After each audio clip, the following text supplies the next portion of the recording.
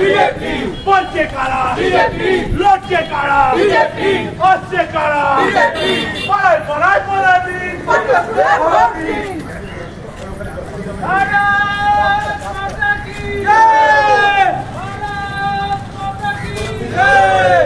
সাবধানে আসতে চলে আসো।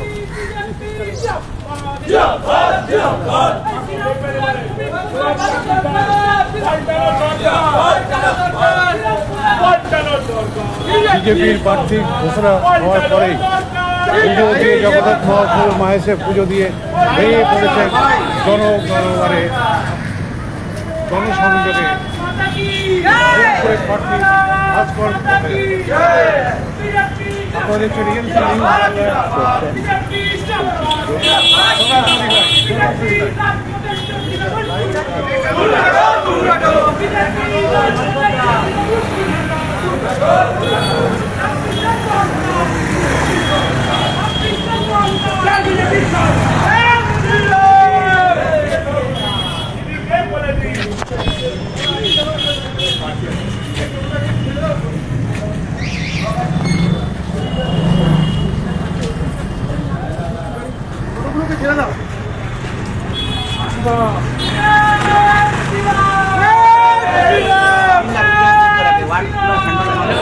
হাঁটতে পারছি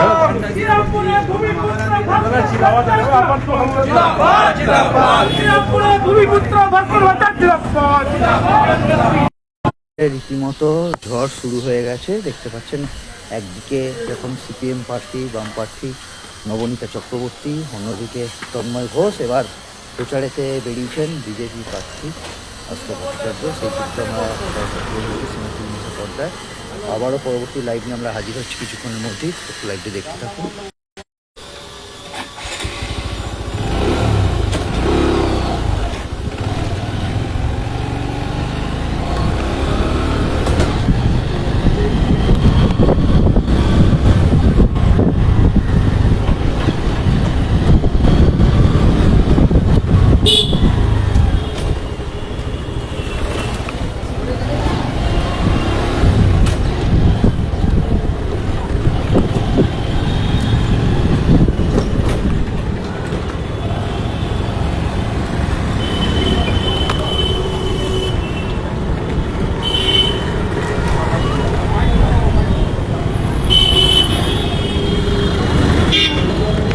চাপো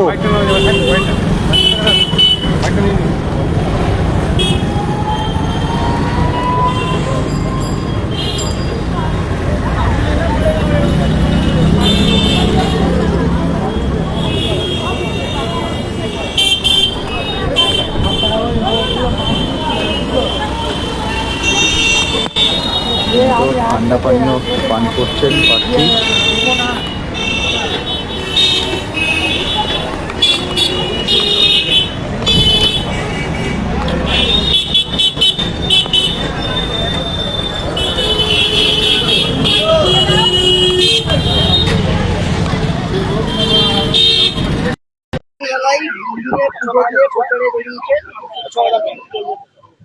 মানুষের সাড়া খুব ভালো। আমি যা দেখলাম যে মানুষ চুপচাপ রয়েছে, কিন্তু ভোটটা এবারে বিজেপিকেই দেবে। সারা পশ্চিমবঙ্গের এই চিত্র। আগামী দিনে পশ্চিমবঙ্গে বিজেপি ক্ষমতায় আসছে, এটা আমরা মানুষের কাছে জানাতে চাই। এবং তার সঙ্গে শ্রীরামপুরও সামিল হতে চলেছে। শ্রীরামপুর বাসীও বিজেপিকেই ভোট দেবে। গতকাল দেখা গেল যখন প্রচারে বেরিয়েছে তাকে তার গাড়ি ভাঙচুর করতে দেখা গেল এবং রীতিমতো সন্তু পানকে ওরা অনেকদিন থেকেই ভয় পায়। যখন থেকে উনি সাংবাদিক ছিলেন তখন থেকেই ভয় পায়। তাকে ভুলভাবে অন্যায়ভাবে অ্যারেস্টও করেছিল, আপনারা জানেন, ওই সুপ্রতিম সরকার, যাকে এখান থেকে ট্রান্সফার করে দেওয়া হয়েছে। তো ন্যাচারালি সন্তু পানের সঙ্গে এটা হবে। আমরা বলবো যে সন্তু পানকে যে আপনি সাহসিকতা যেটা দেখিয়েছেন এবারেও এই ফিল্ডেও দেখান, আপনি এগিয়ে যাবেন, আপনি জিতবেন। সন্তু পান তারকেশ্বরে। শ্রীরামপুরে আপনি প্রার্থী হয়েছেন, কিন্তু শ্রীরামপুরে এর আগে যে অভিজ্ঞতা, সেই অভিজ্ঞতা বিচারে এবারে কি আপনার আরো এবারের জয় সুনিশ্চিত? হ্যাঁ, এটা আমার কথা নয়, এটা মানুষ বলছে। আচ্ছা, উন্নয়নের ক্ষেত্রে রেল যে প্রকল্পগুলি বিভাগে ঘোষণা করেছেন, এইটার ইমপ্লিমেন্ট করার ক্ষেত্রে আপনি যদি জিতে আসেন সেটা বাস্তবায়ন করতে খুব তাড়াতাড়ি করানোর চেষ্টা করব। শুধু রেল প্রকল্প নয়, পশ্চিমবঙ্গের জন্য অনেক প্রকল্প আসছে। প্রধানমন্ত্রী নরেন্দ্র মোদী 38,000 কোটি টাকার প্রকল্প, তার সঙ্গে 19,000 কোটি টাকা অলরেডি স্যাংশন করে গেছেন। তো এই টোটাল প্রকল্পগুলো যখন আসবে তখন পশ্চিমবঙ্গের চেহারা পাল্টে যাবে। এখানে দিকে দিকে শিল্প গড়ে উঠবে, চাকরি হবে। আগামী দিন পশ্চিমবঙ্গের দিন, এবং সেটা বিজেপির হাত ধরে। শ্রীরামপুরে আজকে আপনি প্রার্থী হয়ে যেভাবে প্রচারে বেরিয়েছেন, যে জনসমর্থন সবাই দুহাত করে হাতে দেখছে আপনাকে আশীর্বাদ করছেন, সেক্ষেত্রে শ্রীরামপুর বাসীর কাছে আপনার বার্তা এই নিয়ে আমার বার্তা, শ্রীরামপুর শহর অনেক ঐতিহ্যবাহী পুরনো শহর, সাংস্কৃতিক পীঠস্থান। এর যে সাংস্কৃতিক চেহারা সেটা এরা বিনষ্ট করেছে, সেটাকে আবার আমরা ফিরিয়ে আনবো। শ্রীরামপুরের যত বেকার ছেলে আছে যারা বাইরে আছে তাদেরকে আমরা ফিরিয়ে আনবো। শ্রীরামপুরের যে সমস্ত স্কুলগুলো সরকারি বন্ধ হয়ে গেছে সেগুলোকে আমরা আবার খুলবো। শ্রীরামপুরে যত এরিয়াতে পুলিশ প্রশাসন থেকে আরম্ভ করে যেসব জায়গায় চাকরি খালি আছে, পদ খালি আছে, মমতা সরকার ভরেনি, সেইগুলোকে আমরা আবার ভরবো। দেখা গেছে যে শীতকালে কিন্তু হ্যাঁ, এটার জন্য একটাই কথা আমার বলার, যে এ তো একদিনে সম্ভব নয়।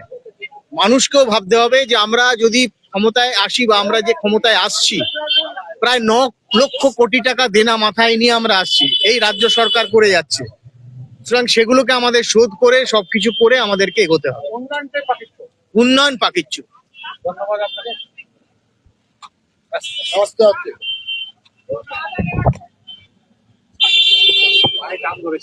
অনেক